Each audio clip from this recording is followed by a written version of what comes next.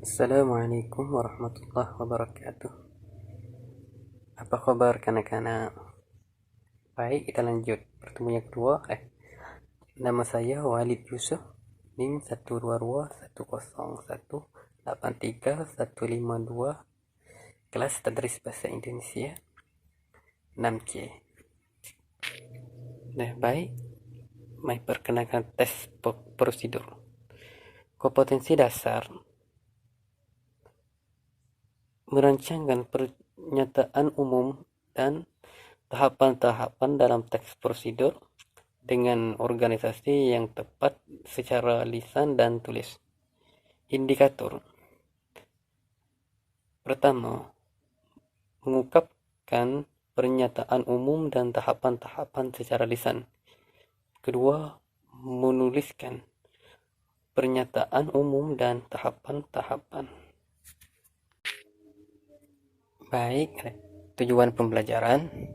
Siswa bisa diterampil merancang pertanyaan umum dan tahapan-tahapan dalam teks prosedur dengan organisasi yang tepat secara lisan dan tulis, dengan singkat, kritis, kerjasama, dan komunikatif. Apa sih yang kalian tahu tentang teks prosedur? Teks prosedur adalah teks yang berisi petunjuk tentang melakukan, menggunakan, atau membuat sesuatu. Baik, selanjutnya struktur teks prosedur terbagi 4. Pertama, tujuan. Tujuan pada teks prosedur adalah pengantar umum sebagai penanda apa yang akan dibuat atau dilakukan dan motivasi dalam melakukannya. Yang kedua, bahan dan alat. Berisi mengenai rincian bahan dan alat yang digunakan dengan ukuran yang akurat. Yang ketiga, langkah-langkah. Berisi langkah melakukan suatu dengan urut secara bertahap. Yang terakhir, yang keempat, penutup. Berisi penekanan pada keuntungan dan ucapan selamat melakukan sesuatu. Dan selanjutnya, teks prosedur sederhana. Jenis teks prosedur yang pertama adalah teks prosedur sederhana. Teks prosedur sederhana ini hanya berisi 2 atau 3 langkah saja. Contohnya, teks prosedur untuk mengoperasikan setrika. Jenis teks prosedur satu ini disebut teks prosedur sederhana kerana memang pengajian teksnya yang sangat sempil dan sederhana. Tadi hanya bagian yang benar-benar pentingnya saja yang disajikan. Contoh lagi, contoh teks prosedur sederhana memasuk mie goreng instan. Mie instan makanan populer yang murah dan mudah disiapkan. Masyarakat Indonesia sudah lama mengenal mie instan dan bahkan digunakan sebagai makanan konsumsi mingguan atau bahkan harian. Cara membuat pun cukup mudah. Kemudahan dalam pembuatannya menjadi alasan utama mengapa banyak kalangan gambar untuk mengkonsumsi mie instan. Prosedur membuatan mie instan adalah sebagai berikut. Pertama, rebus 3 air gelas putih bersih dengan menggunakan sebuah panci kecil dan masukkan mie setelah airnya mendidih. 2. Buka semua kemasan bumbu mie instan ke dalam piring atau mangkuk favorit kamu. 3. Setelah mie instan yang direbus menjadi lunak, tiriskan dan tuangkan ke dalam piring atau mangkuk yang berisi bumbu. Kemudian aduk agar bercampur antara mie bersama bumbu. Yang terakhir, mie goreng instan, goreng siap untuk disantap di saat kamu lapar. Dan selanjut lagi, teks prosedur kompleks. Jenis teks prosedur selanjutnya adalah teks prosedur kompleks. Teks prosedur kompleks terdiri atas banyak langkah dan jenjang untuk tiap tahapannya. Contohnya, prosedur pembayaran tilang oleh polisi. Bahkan, biasanya terdapat sub langkah dalam suatu langkah dalam jenis teks prosedur satu ini. Contoh teks prosedur kompleks. Membuat layang-layang. Ilustrasi prosedur membuat jus. Minuman jus adalah minuman yang berasal dari cairan yang diperoleh secara alami dari dalam buah-buahan. Minuman jus ini banyak diminati oleh banyak kalangan. Mulai dari yang muda, dari yang tua. Banyak varian rasa yang tergantung dari buah dan digunakan untuk membuat minuman jus. Banyak manfaat yang terkandung dalam minuman jus ini, seperti memperkebal daya tahan tubuh yang dikarenakan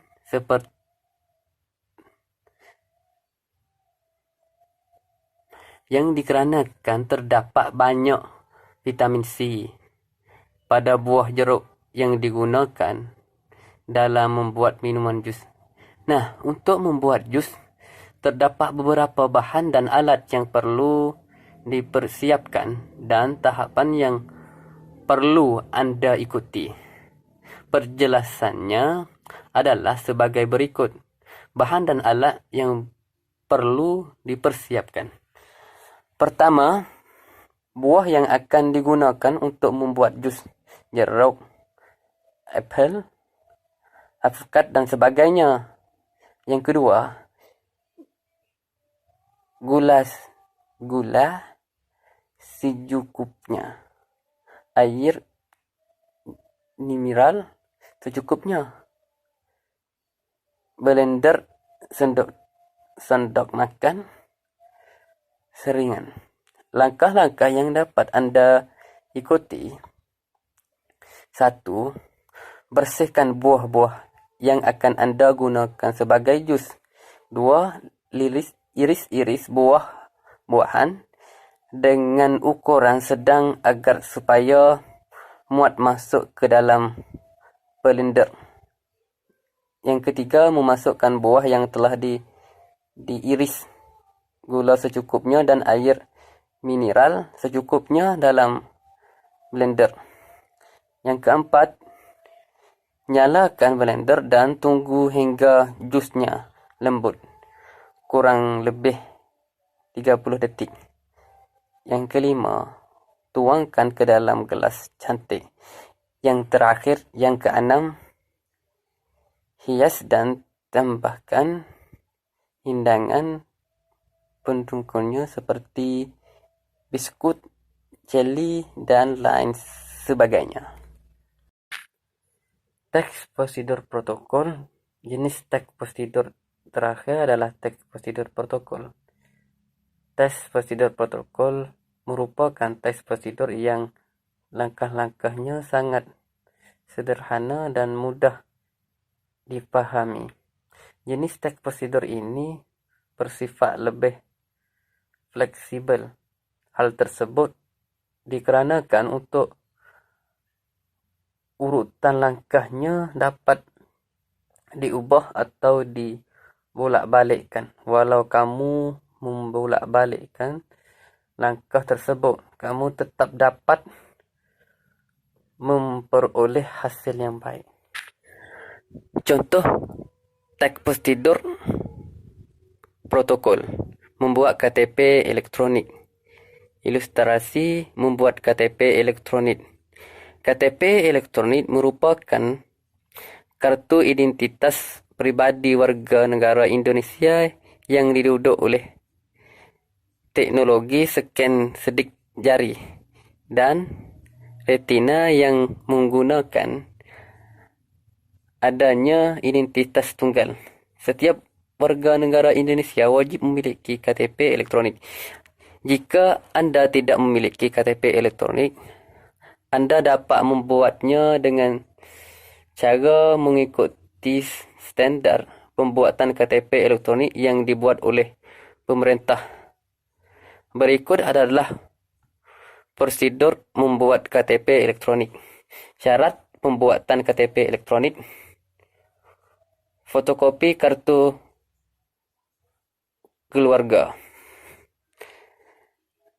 fotokopi akta kelahiran, dan yang ketiga surat pengantar RT RW, surat keterangan pindah yang diterdekat oleh pemerintah kabupaten atau kota dari daerah asal. Yang terakhir, surat keterangan datang dari luar negeri yang diterbitkan oleh instansi pelaksana bagi WNI yang datang dari luar negeri kerana pindah. Dan tahapan membuat KTP elektronik: pertama, pastikan kelurahan atau desa Anda telah mendukung layanannya iktp. 2. Datang dengan anak Anda ke kelurahan atau desa dengan membawa dokumen penduduk. 3. Berikan berkas dokumen penduduk yang Anda bawa dan ambil nomor antrian di loket, lalu tunggu hingga dipanggil oleh petugas yang bersangkutan. Untuk menghindari antrian Anda dapat datang lebih pagi ke kelurahan. 4. Anda akan dimintai keterangan biodata dan akan diambil fotonya di tempat, atau membawa foto berukuran 3x4 untuk membuat KTP konvensional. Petugas akan memasukkan Anda dan foto Anda secara digital. Kerana anak Anda belum pernah mempunyai KTP dan harus mengisi formulir. 5. Bubuhkan tanda tangan Anda di alat perekam tanda tangan.